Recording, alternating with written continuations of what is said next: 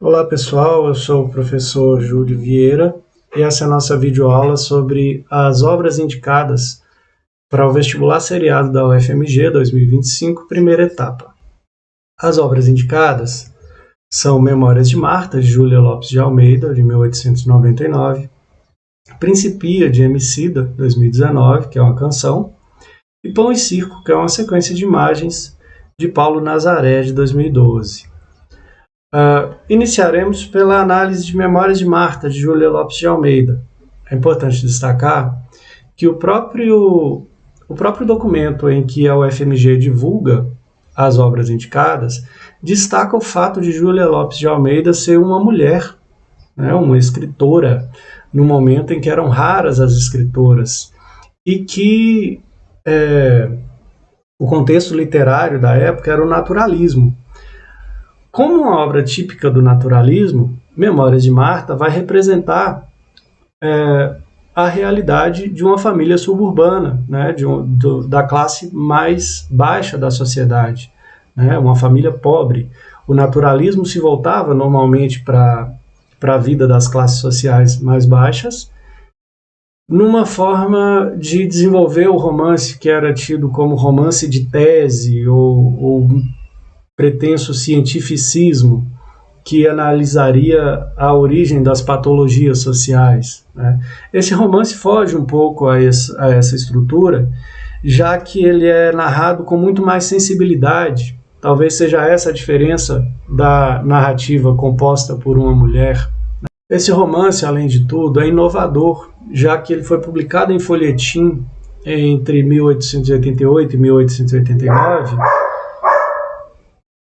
e nessa publicação, nesse romance, ela trata, por exemplo, da questão das habitações coletivas nos subúrbios, né, os chamados cortiços, antes do célebre livro de Aloysio Azevedo, O Cortiço, que é considerado uma obra-prima do naturalismo. No enredo do romance, a Marta narra em primeira pessoa, né, as suas memórias, num arco temporal que vai da morte do pai até a morte da mãe, né? Nesse meio tempo, quando o pai morre, o romance se inicia com a criança vendo o pai morto, né? O terror que a criança sofre ao ver o pai que morreu em decorrência de uma acusação falsa de desvios no trabalho, né? A morte do pai deixa a mãe desamparada. Essa mãe passa a trabalhar como lavadeira e engomadeira para cuidar da filha. Elas são obrigadas a se mudar para um cortiço, né, com todas as contingências que esse tipo de habitação trazia, a falta de privacidade, a convivência com diversos tipos sociais, enfim. O próprio fato de a mãe da Marta ter sido obrigada a cuidar dela sozinha, né, devido às circunstâncias, já adianta um problema que é muito comum na sociedade contemporânea, que é a mãe solo, né, e todos os problemas e dificuldades que são decorrentes disso, a falta de uma rede de apoio que fez com que a Marta tivesse que ser cuidada às vezes por vizinhos, semi-conhecidos, passar por diversas humilhações, enfim. Entretanto, todos reconheciam na Marta uma menina muito inteligente, apesar da saúde frágil. Com isso, a mãe conseguiu que ela fosse estudar numa escola, né? E a partir desses estudos, ela se destacou, ela teve muito êxito nesses estudos, ela conheceu a amizade, ela passou a conviver com outro círculo social diferente daquele do cortiço, né? E começou a trabalhar como professora, né? E conviver com os amigos da professora, frequentar a casa da professora, que era a pessoa que cuidava da escola onde ela estudou e onde ela passou a trabalhar. Ali ela vive o amor e a frustração amorosa, porque afinal de contas é um romance naturalista, não tem idealização do amor. Ela pensa estar apaixonada e ser correspondida por um rapaz que ela conheceu num passeio, e esse rapaz lhe dedicava versos e ela estava embevecida por esses versos, até que esse rapaz conhece uma moça americana e abandona a Marta, troca ela por essa moça e, enfim, passa-se a saber depois que ele também não se casou com essa moça, porque, afinal de contas, é um romance naturalista e não há uma idealização do amor nesse processo, né? Não é característica do naturalismo que o amor seja idealizado. O importante nessa obra é o trabalho, né? Por meio dos estudos, ela conseguiu trabalhar, ela se tornou professora, tendo se tornado professora efetiva daquela escola onde ela começou, ela passou a ter um ordenado melhor e conseguiu melhorar de vida. O melhorar de vida significa que ela e a mãe, as duas trabalhando ao mesmo tempo, conseguiriam pagar o aluguel de uma pequena casa no subúrbio, né, abandonar a habitação coletiva, né. Nesse momento em que ela se torna professora, começa a melhorar a sua vida, ela não pensa em casamento, ela pensa em viver de forma independente, mas um conhecido da mãe, para quem a mãe trabalhava, propõe se casar com a Marta, embora fosse mais velho, mas faz uma proposta muito respeitosa e a mãe incentiva que a Marta aceite, porque se casar com esse senhor que tinha a vida mais ou menos estabelecida seria uma forma de ter segurança, né?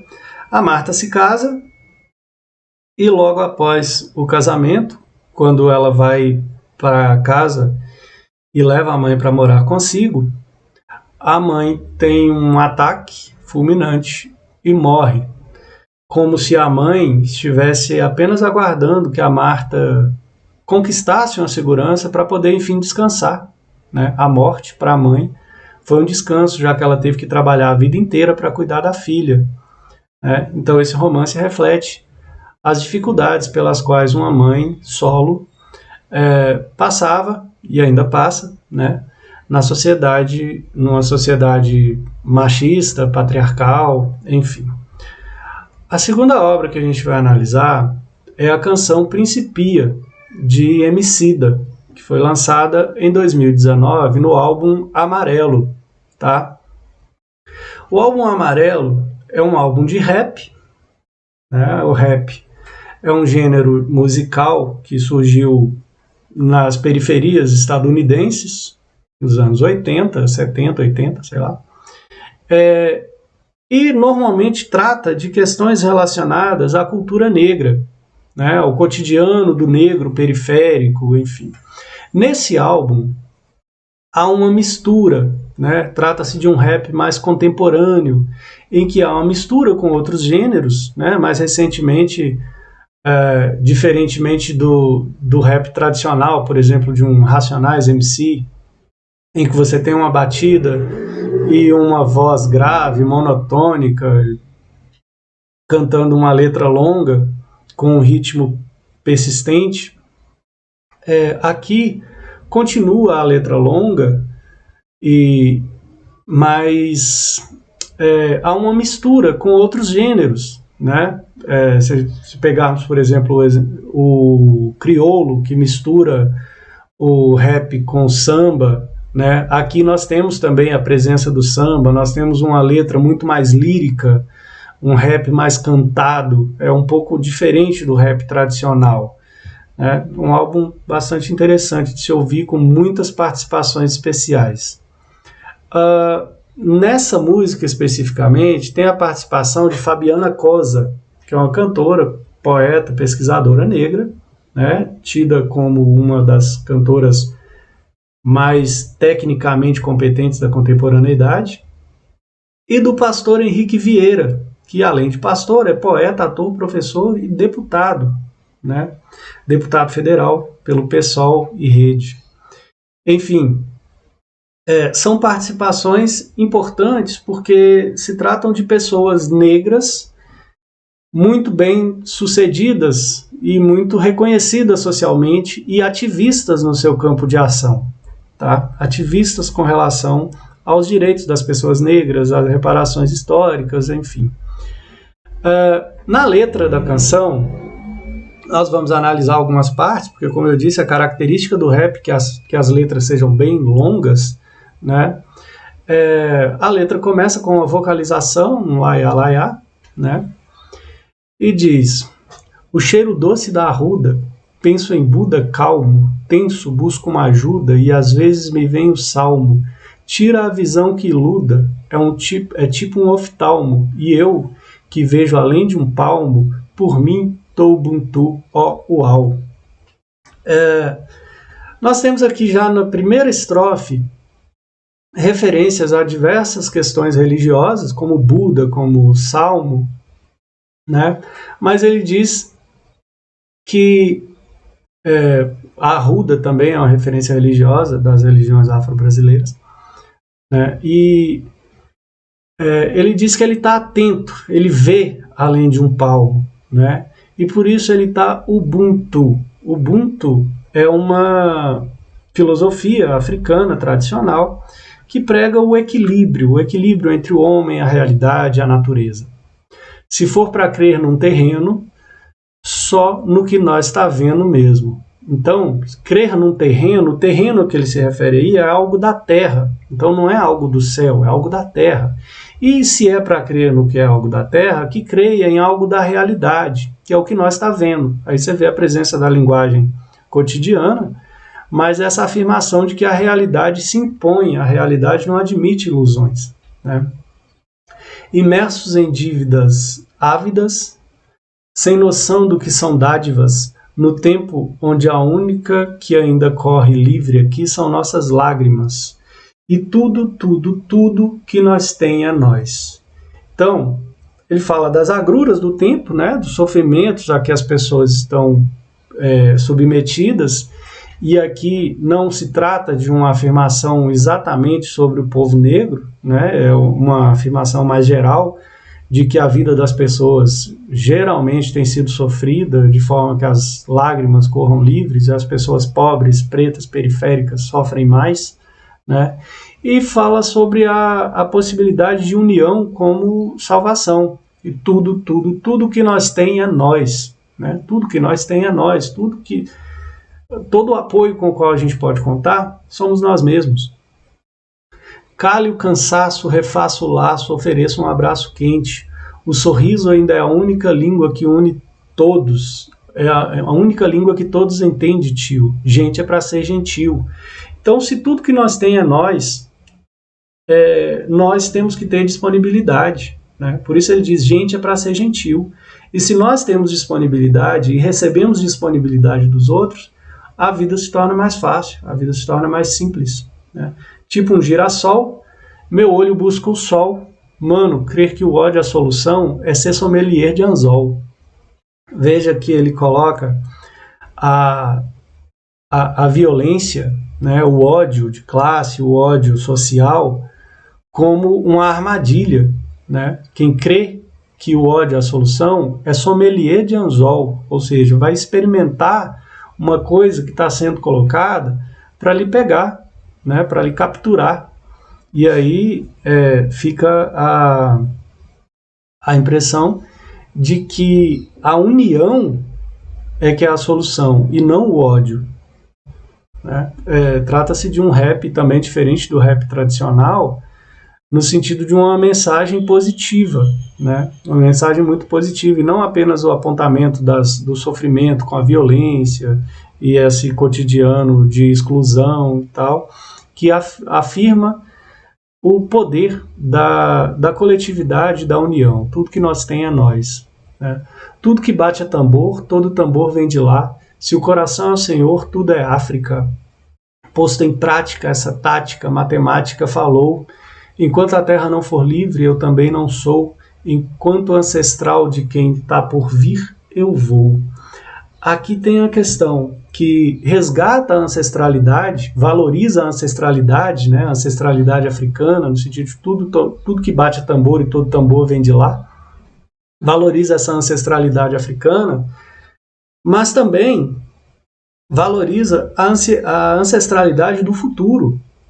Porque se nós somos os resultados, se nós somos o resultado da nossa ancestralidade, nós somos ancestrais dos que estão por vir, né? Daqui ao futuro, nós seremos ancestrais. Então, o que a nossa ancestralidade, o que nós como ancestrais vamos deixar para o futuro, né? Então, nós vamos viver a ancestralidade, reconhecer a herança que chegou até nós, porque tudo que é tambor vem de lá, né? Se o coração é o Senhor, tudo é África. Então, o poeta reconhece essa ancestralidade e afirma a necessidade de se estabelecer também como ancestralidade, ou seja, as ações contemporâneas, elas têm durabilidade, elas têm permanência nos que estão por vir. Deus, porque a vida é tão amarga, na terra que é a casa da cana-de-açúcar. Né? Aqui, nesse trecho que é importante, o poeta chama atenção para a contradição da riqueza do país e da amargura da vida. Né? A vida amarga e a cana-de-açúcar formam uma antítese, e é interessante lembrar que os engenhos de cana-de-açúcar foram criados, fundados, estabelecidos com base na mão de obra escravizada. Né? Então, quando ele pergunta por que a vida amarga é tão amarga na terra que é a casa da cana-de-açúcar, é como se ele estivesse fazendo referência ao fato de que a vida amarga para a população negra hoje é também resultado da exploração da população negra nos engenhos de açúcar lá no início da colonização. Se vejo a vida passar num instante, será tempo bastante que tenho para viver? Então o poeta chama atenção para a brevidade da vida, né? Porque a vida precisa acontecer no agora e não temos certeza do futuro, tudo é muito imediato. Então, será tudo em vão, banal, sem razão? Seria, sim, seria, se não fosse o amor. O amor cuida com carinho, respira o outro, cria o elo, o vínculo de todas as cores. Dizem que o amor é amarelo. Dizem que o amor é amarelo. É uma referência a esse verso que estabelece o título do álbum, né? Amarelo. E o amarelo torna-se então a cor do amor, e o amor é a solução, o amor é a coletividade, tudo que nós tem é nós, ele disse lá no início da canção, né? No refrão da canção. É espiritual, tão carnal quanto angelical, não está no dogma ou preso numa religião, é tão antigo quanto a eternidade, amor é espiritualidade. E aí ele finaliza, porque eu já descobri o segredo que me faz humano, já não está mais perdido o elo, o amor é o segredo de tudo, e eu pinto tudo em amarelo. Né? Então amor, união, coletividade e atitude positiva seriam as soluções propostas pelo poeta nessa canção. Certo? Então trata-se de um músico negro contemporâneo que ganhou relevância na sociedade a partir da sua arte. Né? Hoje ele é referência, ele participa de programas de grandes redes de televisão, né? Ele está na Globo, está na GNT, e ele fala com propriedade sobre os dramas da periferia, de onde ele veio, mas ele também fala sobre a força de estar unido, sobre a possibilidade de mudança por meio da união e do amor. Uma mensagem muito positiva na canção. A canção é bonita, vale a pena ouvir. Tá? Por último, a gente analisa Pão e Circo, de 2012, que são essas imagens do Paulo Nazaré, que é uma impressão fotográfica sobre papel algodão.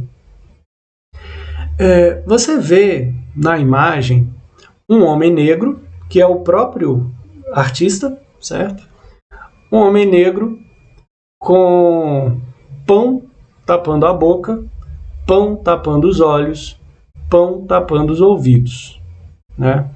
É uma referência clara a esta outra imagem, que se chama Três Macacos Sábios. Esses três macacos sábios são da tradição japonesa, que significaria não ver o mal, não ouvir o mal, não falar o mal. Tá? Na atualização dessa imagem, o homem negro com o pão tapando-lhe a boca, tapando-lhe os olhos, tapando-lhe os ouvidos, e o título Pão e Circo, que é uma referência à expressão panis et circenses, né? Panis et circenses seria uma forma de controle social, seria uma forma que viria da tradição romana, que dizia ao povo pão e circo, de forma que o povo, tendo pão e circo, estaria controlado e poderia ser explorado de todas as formas, sem reação, já que havia pão e circo, né? E o poeta, ao colocar o pão tapando-lhe a boca, tapando-lhe os olhos, tapando-lhe os ouvidos, chama a atenção para uma crítica a essa realidade de que não basta ter pão e não basta ter circo, né? Precisa-se mais coisas, precisa-se de subjetividade, precisa de respeito, precisa de possibilidades de mudança social. Enfim, a leitura crítica que se faz dessa sequência de imagens é que ela atualiza o não ver o mal, no sentido de que o pão e circo não deixaria ver o mal, não deixaria falar o mal, não deixa ver, não deixa falar, não deixa ouvir, né? Então cerceia a liberdade do sujeito, certo? Então são 3 obras que tratam dessa vivência periférica, né? 3 obras, do final do século XIX, 2 contemporâneas, né? 2012 e 2019, que tratam dessa vivência da pessoa da periferia que luta para além da sobrevivência, né? Que a sobrevivência não é só pão e circo, e o pão e circo não bastam, e o pão e circo não podem ser utilizados como uma forma de controle da sociedade. É isso que se está afirmando nessas 3 obras. No mais, obrigado pela atenção, espero que a aula ajude, e até a próxima.